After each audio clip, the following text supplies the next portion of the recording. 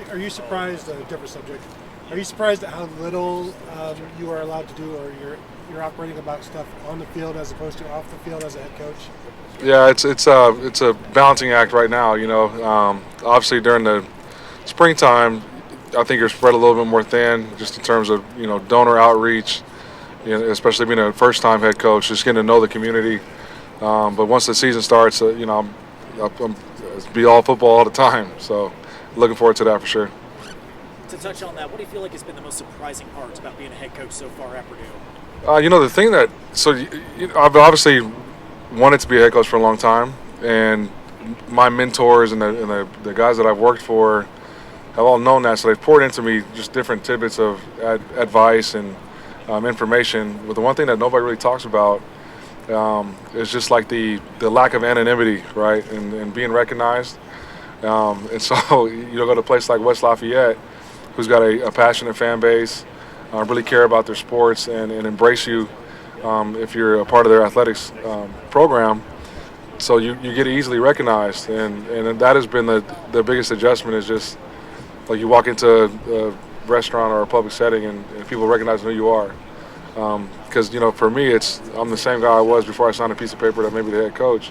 But because of that signature, you are recognizable.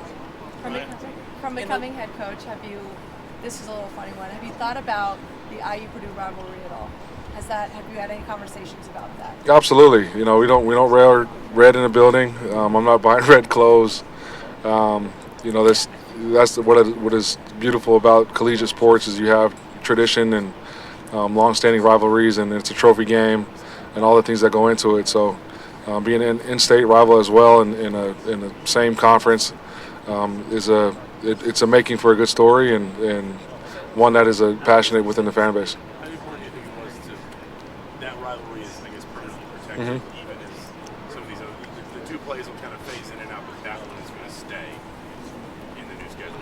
I think it's hugely important. Just like I said, with the history and the tradition of the two schools, the proximity with each other, those will be great games, and hopefully for a long time. What sort of identity have you tried to build with this program since taking over? Yeah, our three pillars right now are competitive, tough, and disciplined. And so if we can be those three things in every phase, both on and off the field, then we'll have success when it matters most. Ryan, what's the transition been like from, when you're a position coach, it's an intimate relationship with your players, even as a coordinator, head coach, more of a CEO role. What's that transition been like for you? Yeah, it's been a fun one.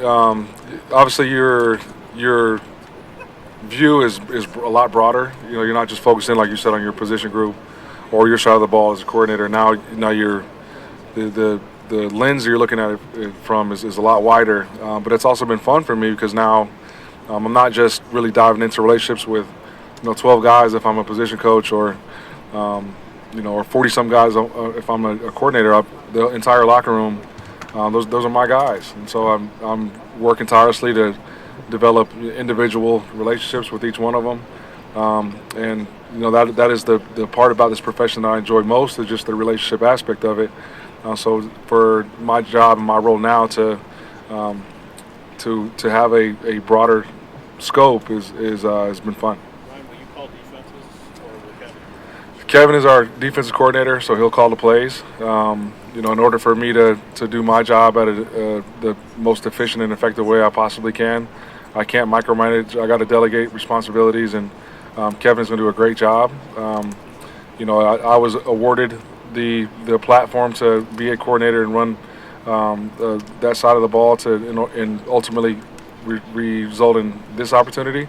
And so I got to give Kevin that same platform and that same opportunity, and he's doing a great job. Do you envision maybe the same kind of collaborative deal that you had in Champaign with all 4 or 5 of your defensive coaches having a piece of that pie? Absolutely, and it's not like I'm getting out of the room. Like let's be honest. Like I love defensive football. I love game planning. That is something I feel like I was really good at. So I'm there to be an extra set of eyes, an extra set of ears, an extra set of ideas to try to come up with the best product possible on game day. Ryan, can you talk about Brock Thompson and obviously the unfortunate situation that he went through numerous times, it seems like, and what his role is with the team now?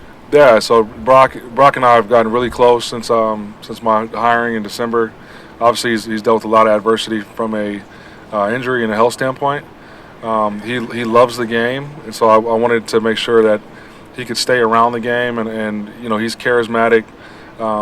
He's comfortable in his own skin. He can talk to any crowd, and so I just approached him with the opportunity to get into the coaching profession. I think he'd be really good at it, and that's a way to allow him to still feed those same needs from the playing days, right? Like I'm sure he loved the competition, loved the creativity, loved the team environment. So you get to still do all those things and be a part of all those things, just in a now a different role. What is his title? Does he have one?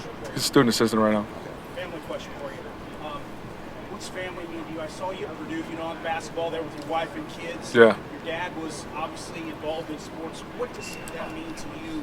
Bring your kids up kind of same way you were. It's awesome, just to be able to be around them, to have a community and to be embraced with the community like we have been in West Lafayette has been huge. But family is everything, and not only your family at home, but also your family in the locker room. And to be able to integrate those two is an awesome experience, and hopefully one that my kids will grow up and cherish forever. Coach, you were You were asked about Graham Harrell and just kind of what made him the right choice in your mind. What kind of attracted you to him? Yeah, I knew with my background as a defensive guy and what I've been able to do on this side of the ball, to come to be the head coach at a place like Purdue that has been known historically for their offensive output, that it was important to be able to hire a offensive coordinator that would attract quarterbacks and offensive skill guys, so that we can keep the tradition of high-powered, explosive offenses, with upholstering and solidifying ourselves as a defensive powerhouse as well. And so I had history with Graham. I played against him in college and watched his career and followed him throughout his coaching career. We've got mutual friends and guys that I respect on that side of the ball in his profession, and I really leaned on them for ideas and on who to hire and how to put together an offensive staff, and to a man, all the directions pointed to Graham. And so when I approached him with the idea of working together and moving him and his family out to West Lafayette, he chomped at the bit. It was an easy conversation. We think about the game and all the things that go into being a coach and doing this job and this profession the right way, the same. So his leadership on that side of the ball has been huge for us.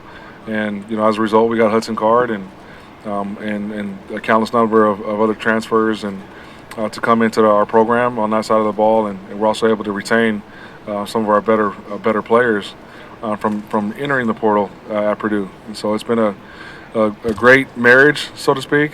And obviously, we haven't played it down yet, so I don't know what that's going to look like in terms of production on Saturdays. But I'm confident that we'll be happy with the product. You mentioned your college days, and then Coach, big smile. those college days you mentioned, you were all Big 12 a couple times for Colorado. They're now apparently, maybe as early as today, going to announce that they're back in the Big 12. Does that have any meaning for you, just looking back? And then also, have you ever interacted with Coach Sanders at all over the years? I have not. I don't know Coach Prime.